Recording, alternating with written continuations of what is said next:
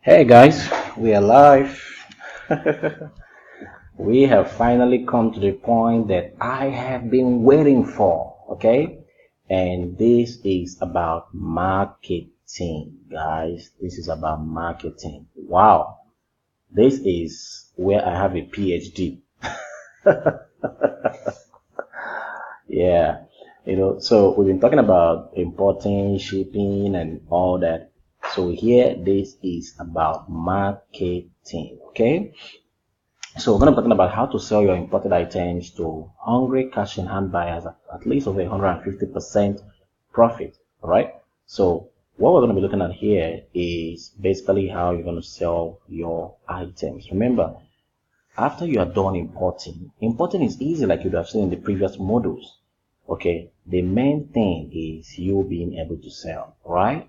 So if you follow all the modules, you look at the evergreen niches, you look at the things I talked about, what you should look out for when you're importing and everything, you're going to be able to bring in good products that you can import, right? And remember that in the mini importation VIP mastery bonus pack, I also gave out at least 25 different products that you can even start with. So let's even assume that you don't even have an idea. So you can even start with any of those products. But now you must be able to design your marketing. All right. So I said, I'm sure in this module you have been looking, this is the module you've been looking forward to. And I'm going to be sharing with you how you can sell your imported items. So after bringing in the goods into Nigeria, this is where we're going to design the marketing funnels that will bring in the sales. All right. So everybody, I'm sure this is what you want. You want to know how you can bring in the cash, the ego, the owo, the kudi, the mola, the cash money, the paper.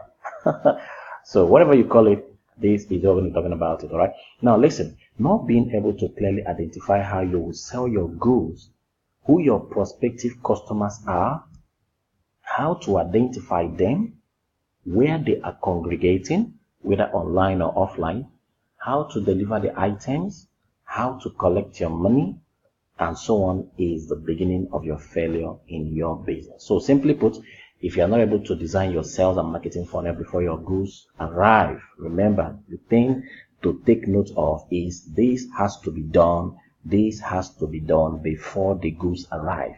You do not market when the goods arrive. You start marketing before the goods arrive, guys. Very, very important. Now, if you don't do that, you are going to be like this guy. Are you ready? Look at this guy. Yeah, guys. So you are going to be like this guy, right? And I don't want you to be like this guy. If you're a member of the main potential VIP mastery, I don't want you to be like this guy. We're going to be crying about your goods not being sold or you not being able to make the money that you want to make. So you want to make sure that you pay attention. All right. Now, we're going to look at four basic ways or sales method that I use. Now remember, everything in this course are things that I do. I didn't bring about this course to share about something that Mr. James or Mr. John is doing. Everything is exactly how I was able to become the so-called rich P-stand, the e-commerce expert, the mini importation guru, the guy who is doing, his company is doing at least £1 million every month on mini importation. How was I able to do that? This is all I'm sharing in this course. All right, so this is live. Now there are four basic ways that I recommend. One is the direct or one-on-one sell. Two is leveraging on e-commerce platforms. Three is social media sales. And then four is flyers, newspapers, bulk SMS, bulk emails, banners, and so on and so forth.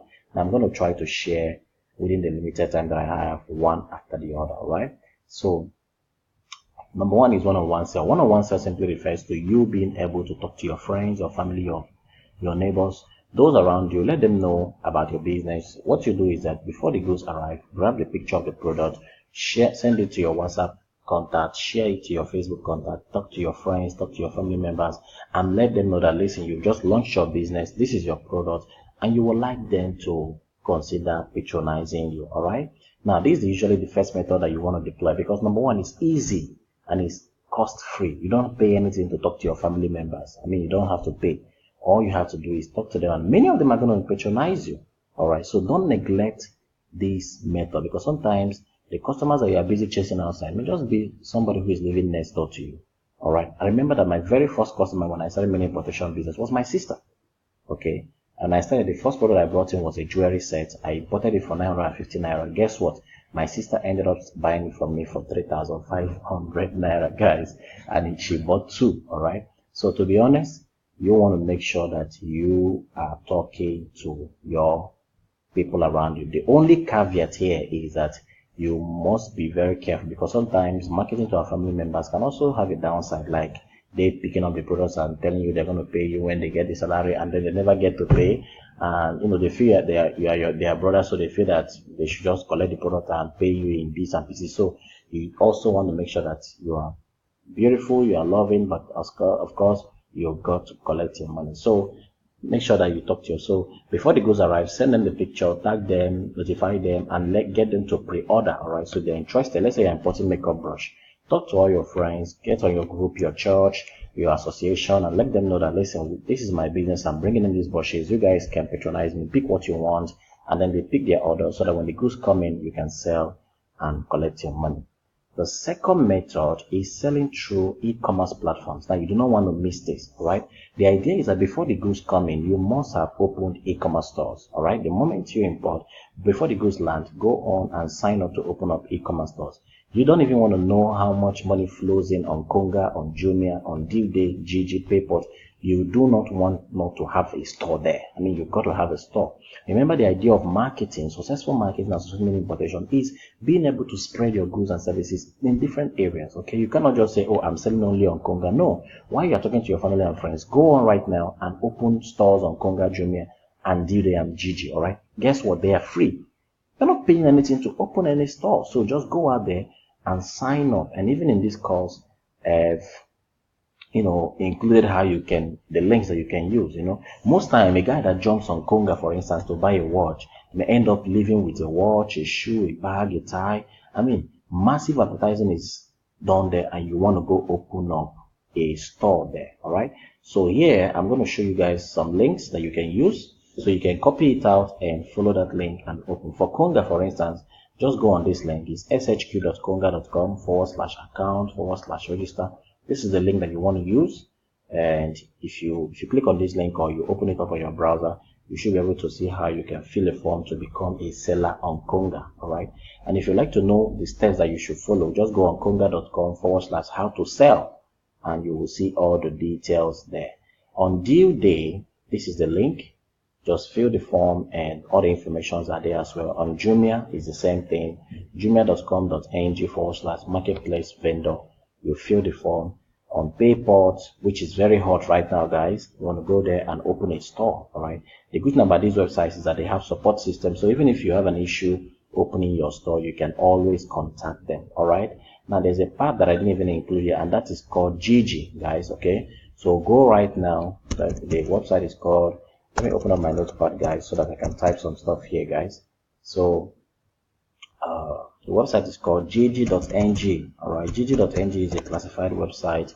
It used to be Tradestable, but it was bought over and became Gigi, guys. You do not want even imagine how much money flows on Gigi. The beautiful thing about Gigi is that you don't get to pay any money, of course, unless you want to do a sponsored ad.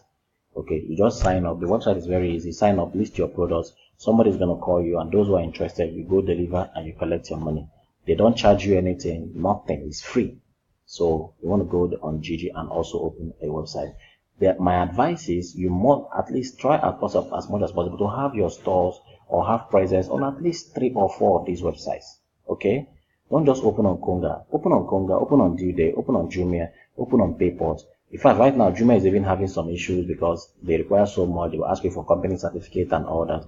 But Payport is very, very accommodating right now because they are just coming up. Konga and Jumia are just, like for instance, Konga has not been accepting merchants recently, Payport and all that. But right now, and Jumia they have lots of cumbersome demands.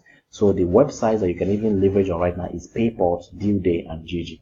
So you might want to consider opening on Payport, DueDay, and Gigi. But keep on sending a mail to Konga because once they start accepting, they will let you know. But as at the time of producing the video, they were not accepting merchants. They are going through a merger. A company is buying them up, so they've not been accepting merchants. But I'm sure that once that process is done, they will start accepting merchants. So Konga is really a beautiful place to sell. So make sure that you are there.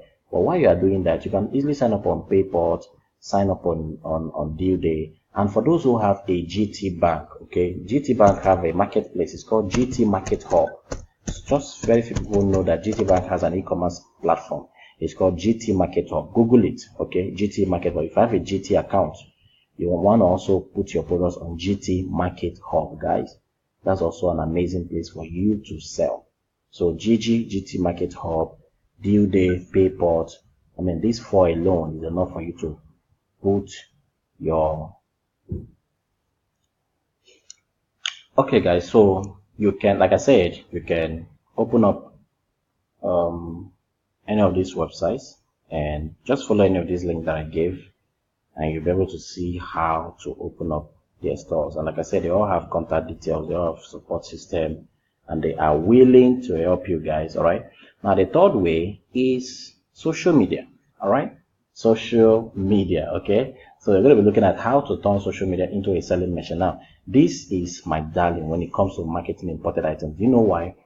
Because social media websites like Facebook and Instagram, gives you the opportunity to promote your goods at very low cost, and you're able to reach hundreds and thousands of potential customers every single day. All right, now these customers will contact you directly and buy from you with no intermediary cost.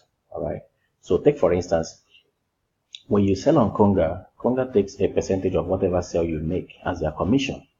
So let's calculate. Let's say I have this product on Konga, for instance, and the price is 10,000 naira. Okay, so let's assume that this is my product on Konga. All right, let's say this is a makeup bag.